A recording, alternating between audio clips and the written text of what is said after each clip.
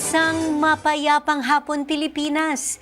Ito po ang inyong balerina ng bayan, si Lisa Macuja Elizalde, na bumabati sa lahat ng nakikinig sa DZRH Radio at sa mga nanonood sa DZRH TV, lalo na sa ating mga kasamahang alagad ng sining at kultura sa buong bansa. Sa hapong ito, makikiisa ang ating programa sa pagdiriwang ng ika-45 anibersaryo ng Outreach and Exchange Program ng Sentrong Pangkultura ng Pilipinas. Una itong itinatag noong 1979 upang tugunan ang panawagang dalhin ang mga natatanging arts and culture performances mula sa CCP sa mga lalawigan at iba't ibang rehiyon ng ating bansa. At noong 2011 naman, ang dating Outreach and Exchange Program ay pinagtibay bilang CCP Cultural Exchange Department bilang tanda ng patuloy na pagtupad nito sa layuning pagyamanin at palaganapin ang sining at kulturang Pilipino sa lahat ng sulok ng Pilipinas at sa buong mundo. Sa hapong ito, alamin natin kung ano ang kanilang lineup of activities para sa pagdiriwang ng kanilang 45th anniversary, kasama ang tagapamahala ng CCP Cultural Exchange Department na si Ms. Chinggay, Bernardo. Magbabalik po kami pagkatapos ng ilang paalala. Programang hatid ay sining at kulturang para sa lahat. Magbabalik ang Art to Art.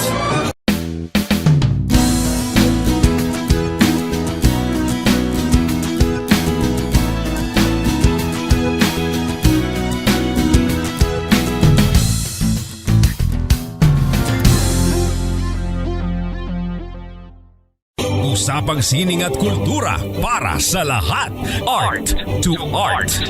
Nandito pa rin tayo sa Art to Art at kasama natin sa hapong ito ang manager ng CCP Cultural Exchange Department na si Ms. Chinggay, Bernardo. Magandang hapon, Chinggay. Magandang hapon, Lisa. Welcome back to Art to Art. It's so good to be back with a wonderful set.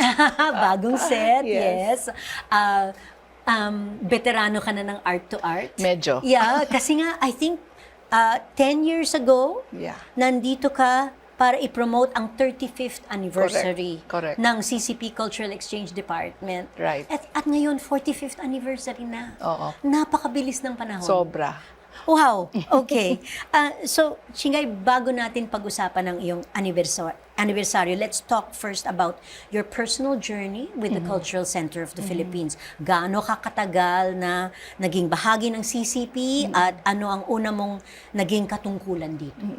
Yung mga malapit kong kaibigan, ang joke sa akin, ako na daw may-ari ng isang poste ng CCP. So, sobrang tagal ko na. Hindi ko rin ma-imagine na I would, stay this long. By August, I think I'll be turning 40 years in service. Wow. Grabe. Wow. So, Congratulations. Hindi namin namamalayan din yung panahon kasi talagang yung trabaho, it's no longer a job. It's been a cultural mission.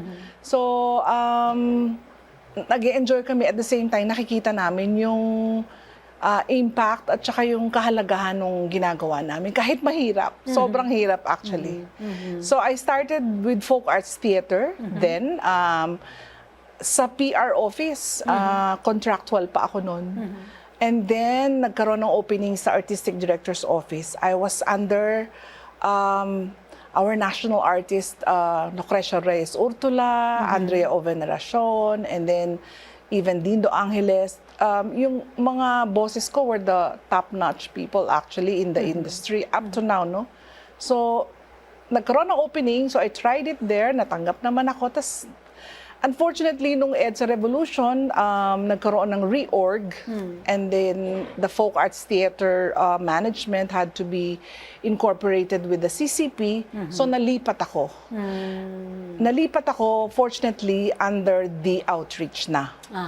So doon na nagsimula yung career ko under the outreach program of the CCP. That was in 1987. 1987. So, ikaw na yung in charge ng outreach Hindi program pa, namin hindi pa. ni Nonoy Froilan Yes. nung nag-umikot kami ng We mga did the lalawigan. Stars of Philippine Ballet. Yeah, Stars of Philippine Ballet at saka yung the Lisa Macuja Nonoy Froilan Ballet Tour. It was Tess Rances. It was Tess Rances oo. then. I was still Okay. in folk arts noon. I see. Si Girlie Aragon yung aming boss noon. That's Tapos right, Tess that's Rances right. and then me. Okay. So, ikaw yung in ayun. charge sa Stars of Philippine Yeah, Ballet. yeah. Kasama ko doon si Ana Villaduid. Yes, the stars talaga. Yeah, oo, grabe. Ana, Manny Molina. Yes, tama. Marami pang iba. Oo, nakasayaw ko doon si Nonoy. Conrad Dillaco. Si Conrad, Nonoy was yeah. there. Yeah, Cecile Sicangco. Yeah. And Naku, Edna Vida was our wow. parang tour director. Yes, yeah. Oo. that's right. Memories. Sobrang memorable din sa akin yun. Kasi that time, ang hirap-hirap pang mag-tour, di ba? With the very limited facilities in the provinces, it was very difficult. Pero believe talaga ako sa outreach actually. Kasi, I mean, for me, talagang yun yung naging mission ko din Yeah. after experiencing an outreach tour. Sobrang Sabi ko talaga iba yung dapat, dapat talaga, if you bring the art to the Yes. audiences. At saka, hindi ba, napakaibang pakiramdam yung fulfillment na nakikita mo yung mga ordinary people in the villages, sa mga barangay, na natutuwa sa mga napapanood nila. At saka ang mga tanong nila, Yeah. no? Oo, grabe. Correct. Na-appreciate mo talaga. Yes, Oo. yes. Okay, so sa mahabang panahon mo sa institusyon ng Sentrong Pangkultura ng Pilipinas, paano nito hinubog ang iyong personal appreciation at pagpapahalaga para sa sining at kulturang Pilipino? As I said kanina, kakaiba yung pakiramdam ng fulfillment. If we have, for instance, yung mga medical practitioners or yung mga nasa ibang professions, nakakapagbigay ng public service, sa tingin ko tayo sa sining at kultura, genuine public service din yung binibigay natin.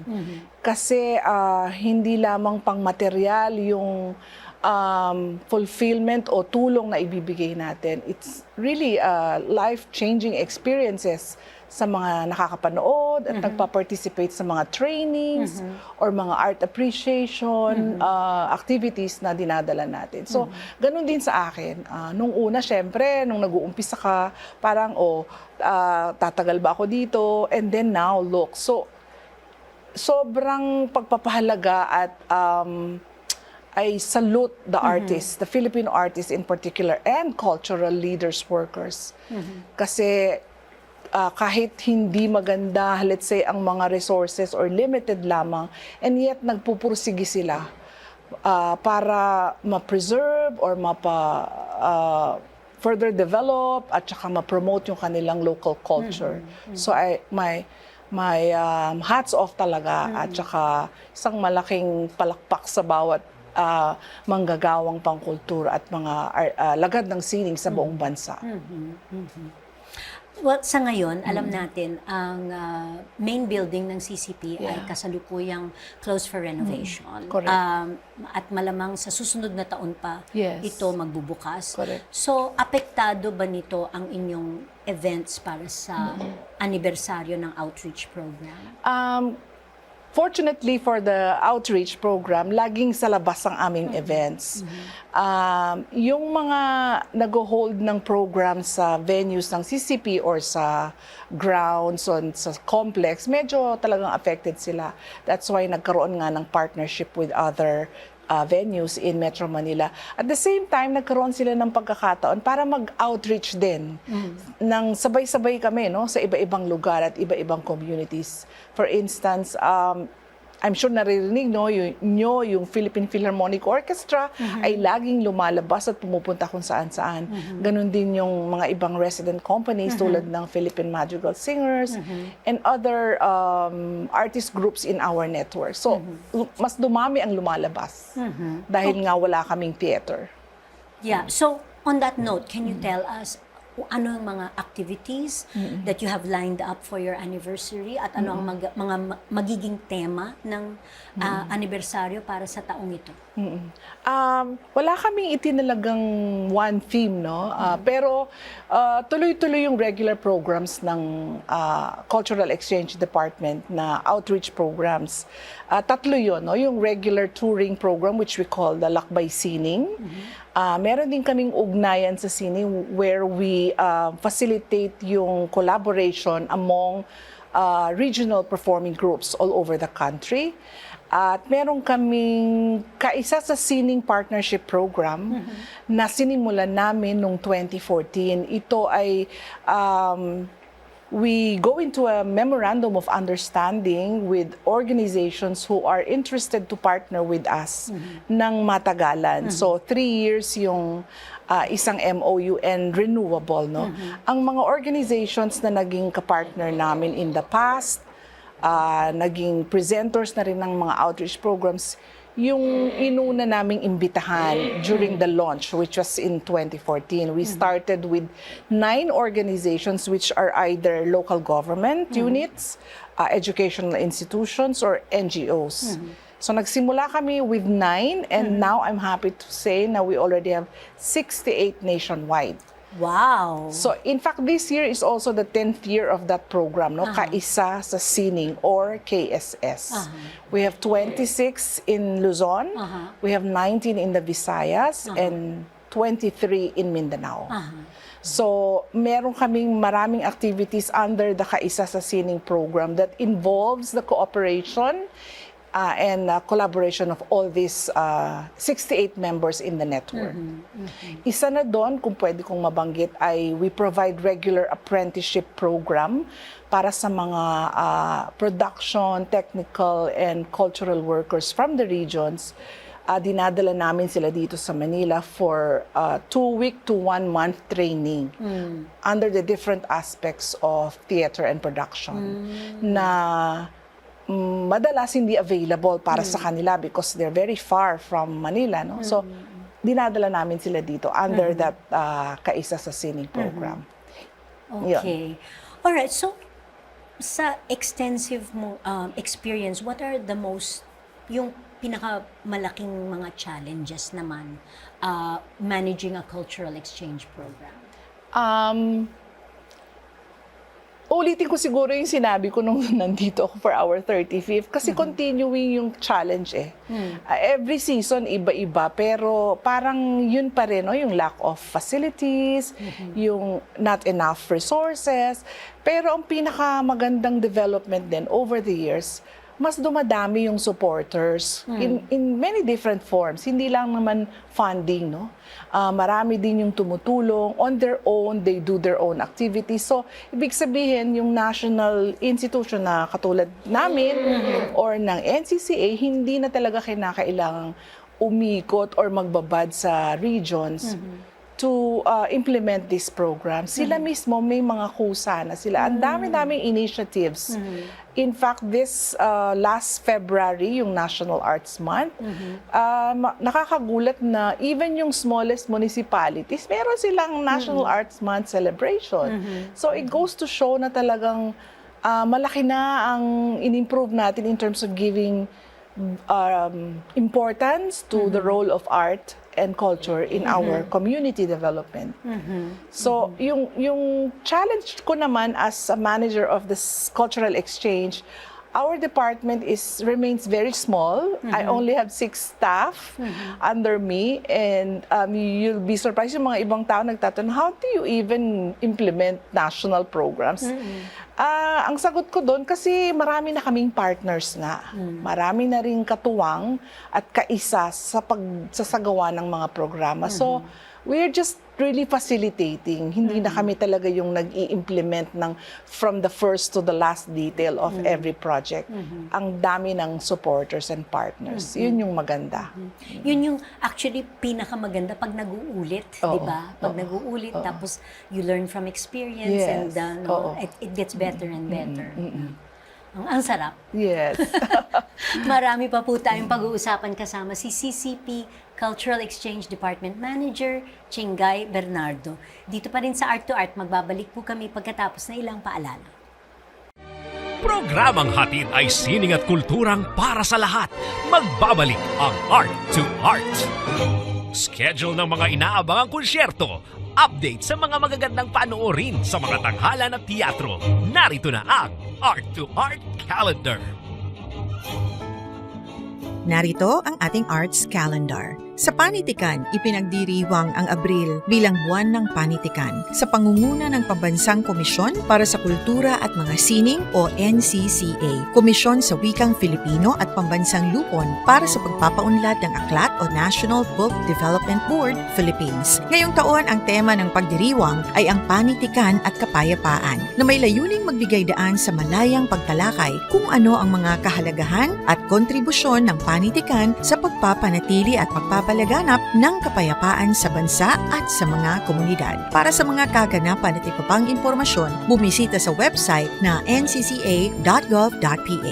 Sa musika, bilang grand finale ng 39th season ng Philippine Philharmonic Orchestra o PPO, isasagawa ang concert na pinamagatang Fête Française sa April 19, alas 7:30 ng gabi sa Samsung Performing Arts Theater, Circuit, Makati. Sa ilalim ng bato ni Maestro Gregor Nowak, tutugtugin ng PPO ang mga piyesa nina national artist Lucrecia Casilag, Camille Saint-Saëns at Franz Schubert. Panauhing soloist ang violinist na si Diomedes Saraza Jr. Para sa ticket, mag-email sa sales and promotions at culturalcenter.gov.ph o kaya bumisita sa website ng Ticket World.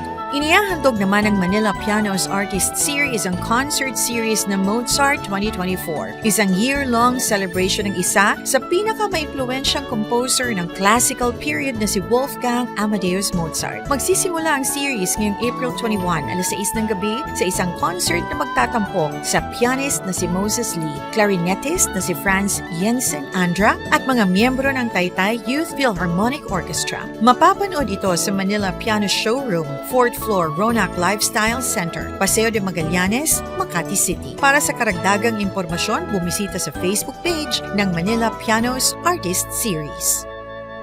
Usapang sining at kultura para sa lahat. Art to Art. Andito pa rin tayo sa Art to Art at kasama pa rin natin ang tagapamahala ng CCP Cultural Exchange Department na si Ms. Chinggay Bernardo. Chinggay, siyempre, kasama sa trabaho mo ang pagdadala ng mga proyekto sa iba't ibang dako ng Pilipinas at iba't ibang dako ng daigdig. How often do you travel for work? Another joke sa akin eh. Parang uuwi lang ako, magpapalit lang ako ng laman ng maleta, alis na naman. Which is what I like doing, no? Parang mas I feel bored and more sickly pag nasa office table lang. So talagang as much as I can, I try to really be there because I want to be there. And ang pag-i-implement kasi hindi pwedeng, although we have technology now, mas preferred ko pa rin to be. Wala pa rin papalit sa face-to-face. Yes, yes. Kaya hirap na hirap din kami during the pandemic. Pero nung bumalik kami, what a relief and a good feeling na makita mo uli at makasama mo yung mga artists and cultural workers in the regions. So, okay, so dahil lagi kang naglalakbay, madalas madalas mong paglalakbay at pakikisalimuha sa iba't ibang mga alagad ng sining, you were able to come up with a cookbook. Yes. That features recipes by Filipino artists. Yes, correct. Ano ang naging inspirasyon mo para gawin ang proyektong ito? It's a personal project na inisip ko 10 years ago. It took that long, no? Medyo mahirap talagang gumawa pala ng libro, I realized, but it's worth it, no? In all my travels for cultural work, nakita ko na if there's one thing that artists and cultural workers would, agree at walang pagtatalo, it's when everybody's enjoying a good meal. At the same time, nakita ko rin yung culture natin, through the different cuisines all over the Philippines, it's a mirror of our culture.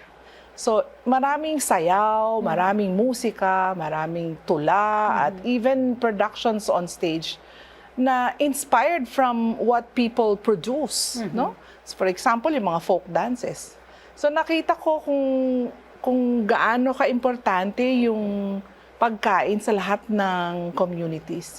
And then also, I noticed all my friends nga, just go after a show or after an event, they just love to gather together and share a nice meal. And many of them I discovered also na magagaling magluto. So I said, bakit kaya hindi ko i-gather itong mga ito? Para naman for the next generation, ma-inspire din sila na, food is not just something that we put inside our body. It's more than that, actually, because it's our mirrors our culture and who we are. So yun yung naging inspiration ko. Aside from the fact na I actually finished nutrition and dietetics in college. Talaga? And I never had a chance to practice it. Sabi ko, sayang naman yung mga napag-aralan ko. So, ayun, yun yung umpisa. Nag-gather lang muna ako. Sino kaya? And then dumami na ng dumami. Kasi I said I wanted to capture all the different art forms. So, I have chapters on artists in music, in dance, in theater, in design, even indigenous artists, meron din akong sinama doon sa libro. So, tamang-tama, ang paksang ito dahil bukod sa pagiging National Literature Month, ang buwan ng Abril, ay itinakda rin bilang Filipino Food Month. Right. Gosh, Filipino Food Month. So, let's talk about your cookbook. Yes. Artistically Sumptuous. Okay. Artistically sumptuous. Sino-sino ang mga arts and culture personalities na nagbahagi ng kanilang mga recipes para dito? I think I have a total of 32 very prominent Filipino artists and cultural specialists. At una na dito ay 2 national artists natin na I'm very fortunate to have worked with. They're no longer here with us, but through their relatives, I was able to get a few of their recipes na talagang favorite nila.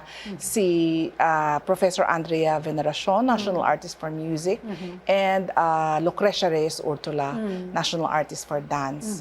And then the rest, I categorize them according to yung expertise nila. So I have contributors in dance, music, theater, design, indigenous culture, tsaka yung simpleng mga foodies lamang na mahilig lang talagang kumain at mag-enjoy ng very sumptuous meal. Yun, but there are 32 of them. But hindi lang sila limited sa Metro Manila based, meron ding mga taga-probinsya to highlight those who I worked with in the provinces also. Okay, so can you share your process, how you put it all together? Mahirap kasi lahat ng contributors ko puro busy.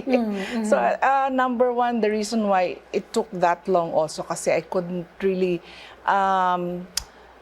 set a strict deadline sa kanila because I know they're very busy and gayon din ako, busy din ako.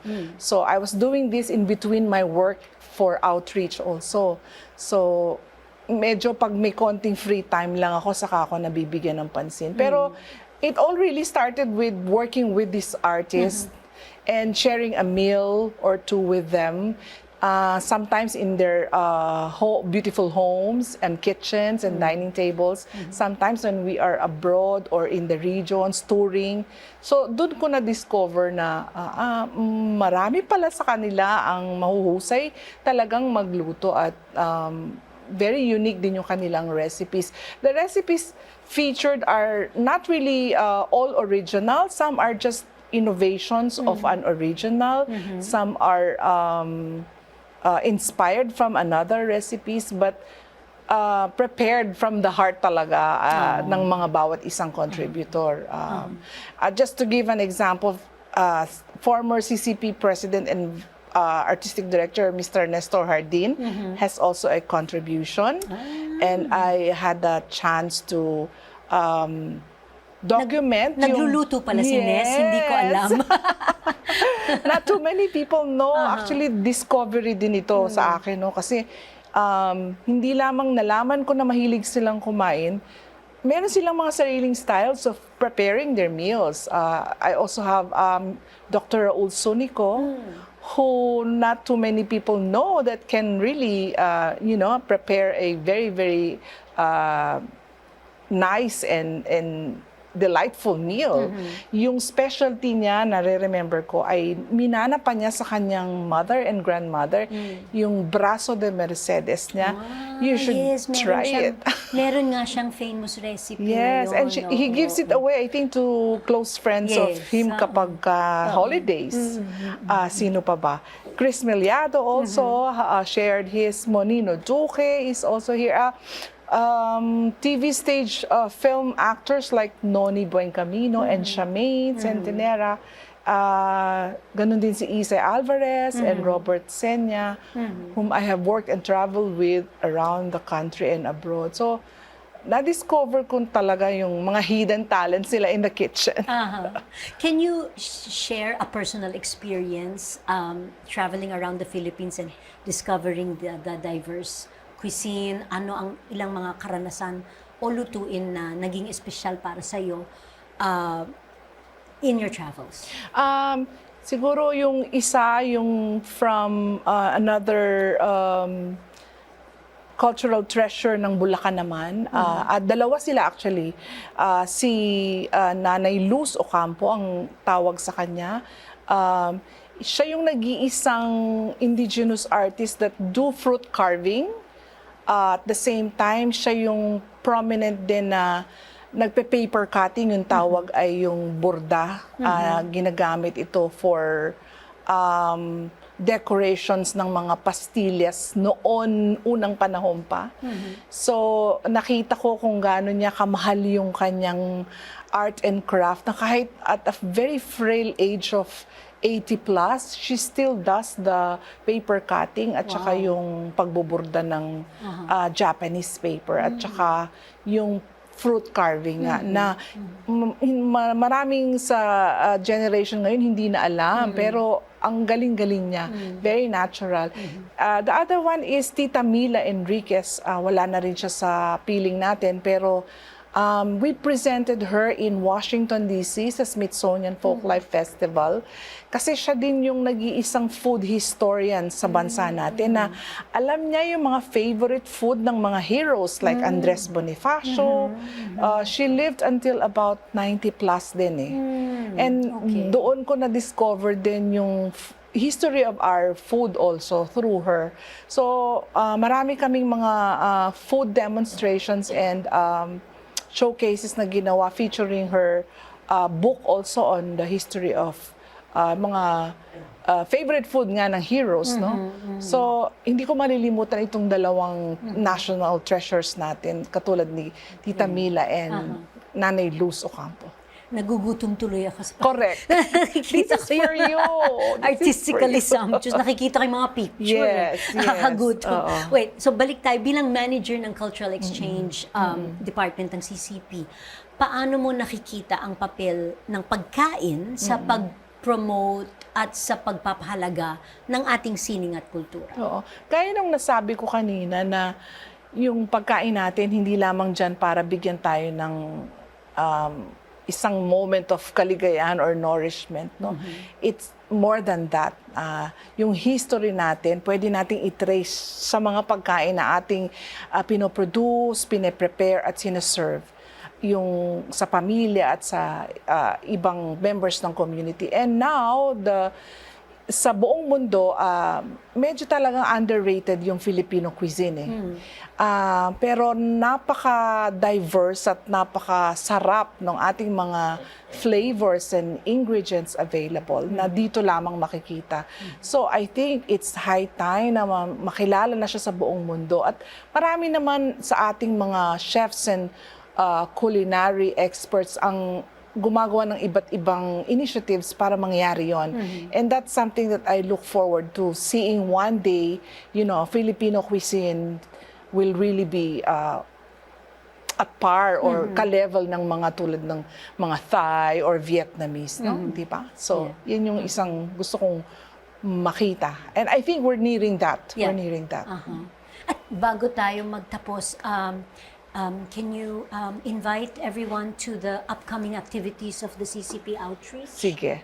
So sa lahat po ng mga nakikinig at nanonood dito sa Art to Art ni Lisa sa buong Pilipinas, just watch out for our announcements sa aming Facebook page, CCP Cultural Exchange Department, gayon din sa CCP Cultural Center of the Philippines FB page, meron din kaming TikTok na ngayon, merong Twitter, all social media platforms.